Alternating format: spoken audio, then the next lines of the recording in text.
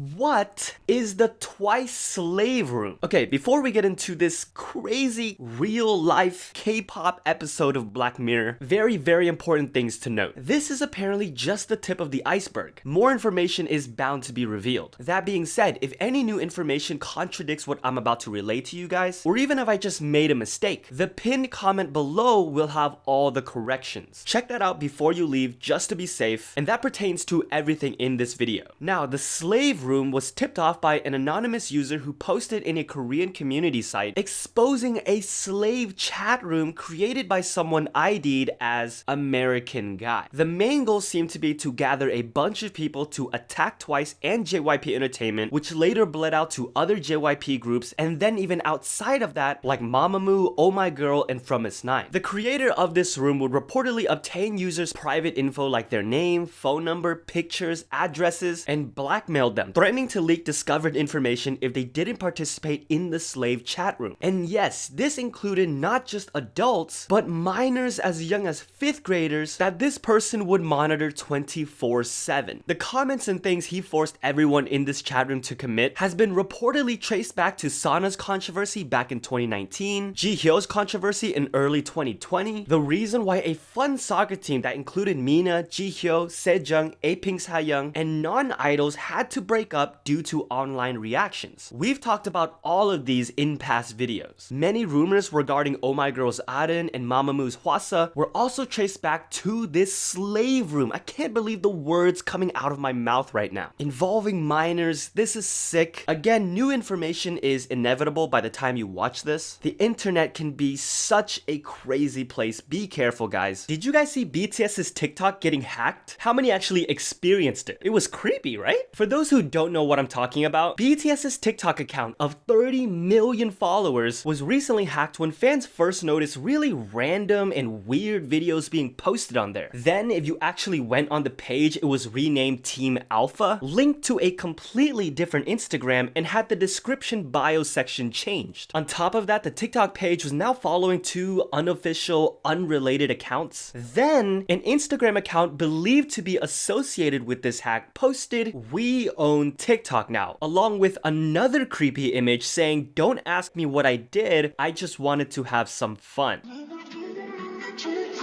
Now, BTS weren't even the only ones hacked. They even got IKON's account. Same thing, bio change, linked to a different account, followed other accounts, but this time posted a clip that said, "Ask forgiveness of your Lord."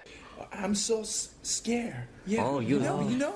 Why? Don't worry, it looks like the post has been taken down now though, and YG Entertainment was able to regain control of IKON's account. Big Hit seemed to have also recovered control of BTS's TikTok, and a female idol potentially signing with Big Hit was one of the biggest surprises of this week. But it followed one of the saddest news. So before we get into that rumor, yes, unfortunately, IZ*ONE will be disbanding in April. Now, since that was officially announced a couple of days ago, a lot more details and dirt has come out about the behind the scenes of that decision. Mnet first came out and said after listening and discussing with all the members' agencies, IZ*ONE's activities will come to a close in April as planned. This is when reports and things started coming out about that meeting. Just to preface, we don't know what's true and what's not. Some things are more likely than others, and some have more evidence than others. But it was said that the reps from each company just couldn't agree on the length of a new contract. Insiders reported that some of the members and companies who were disappointed the group will disband are considering a unit group. That will obviously be very difficult to coordinate, but like the report said, the companies who wanted the extension are probably willing to work together to keep something going. That brings us to the question, who didn't want the extension? So I don't know where these speculations stem from, but it seems like the word going around is that Starship didn't want to. If that's true, they probably want to capitalize on Yoojin and Wonyoung's popularity in their own girl group. Also, it was speculated that Yena and Haewon's companies didn't agree to an extension either. Again, take these with a grain of salt, although it does seem somewhat likely that Yena's company didn't want to, because on top of strong speculations that they will be adding her to Everglow, the company just announced a quote speedy audition where applicants will receive their results in 24 hours, which a lot of people perceive as the company scrambling to put together something for Yena. However, keep in mind there are a lot of factors like the age they're looking for and potential training time that point to this having nothing to do with Yena, but I guess we'll have to see. On top of all of this, yes, it was reported that Sakura had been approached by Big Hit Entertainment Hybe Corporation with the prospect of signing an exclusive artist contract. That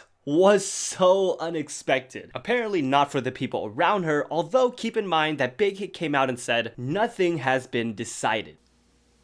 So you're telling me there's a chance?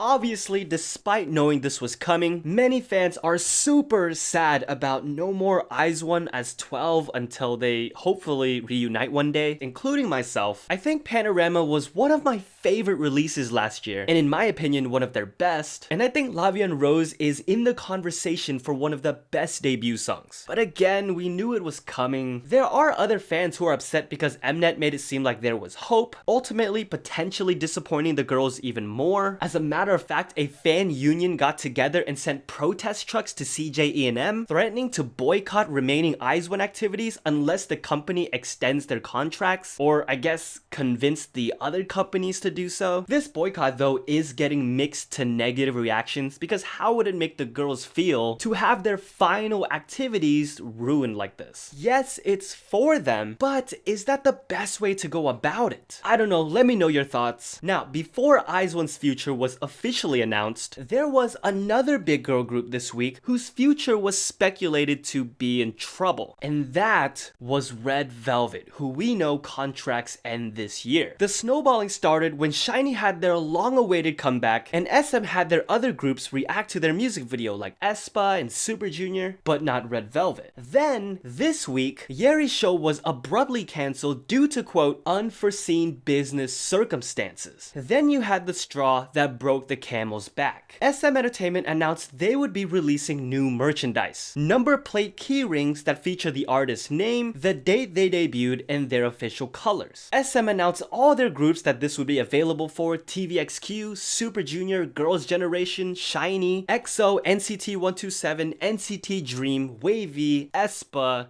Guess who's missing? Apparently, Red Velvet was also missing from a line of handbags that was revealed back in February. At this point, fans were not just upset, but worried that Red Velvet is getting treated like FX was. Not really mentioned by SM, not officially disbanding, just stuck in limbo until their contracts expire. However, SM did come back out and finally included them in a tweet, which people are taking to mean they are scrambling to get the Red Velvet key rings in production. Despite this, I think everyone felt a little better about Red Velvet's future, especially because on top of that, it was announced that WENDY will be releasing a solo album in April. Oh my god, Jihyo. March going into April is going to be and is so good. WENDY solo. CLC's SORN is releasing her solo in 2 weeks, and I really hope that reaches 5 million streams and views because I would like it to reach 5 million so that I can prove to Cube that I'm not a dummy. Okay? So y'all gotta help me on this, okay? Sejong is also coming back, Cosmic Girls, we're getting a track with IU and Dean, so many more. It's a good thing Spotify and Kakao Entertainment came to an agreement putting all the missing K-pop songs back on Spotify. But before we talk about and experience those upcoming releases and solos, how could we not bask in the glory of Rosé's solo finally upon us? Now, all that time fans waited and all those delay announcements is what fed into a lot of the frustration from fans this past week as more details about R were released. The accusations that YG lied came from the fact that YG Entertainment told fans while it was getting delayed, Rosé would make her solo debut with a mini album or full album, which is not what we ultimately got. Seemingly, they were trying to cushion the blow when announcing all those delays. I don't know, when it was announced that it was only going to be on the ground and gone, were you guys disappointed? Were you upset at YG Entertainment for saying one thing and delivering delivering another? Or, now that you've listened to the album, do the quality of the two songs and the fact that it finally exists make up for everything? Now, for those who are still watching, I love you so much.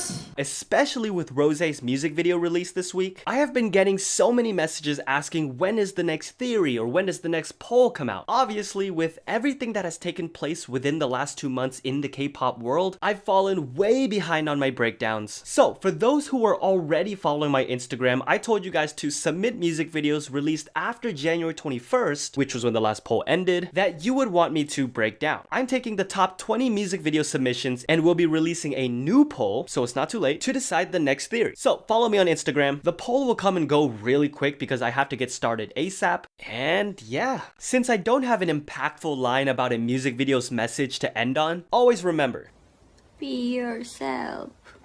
I love you so much.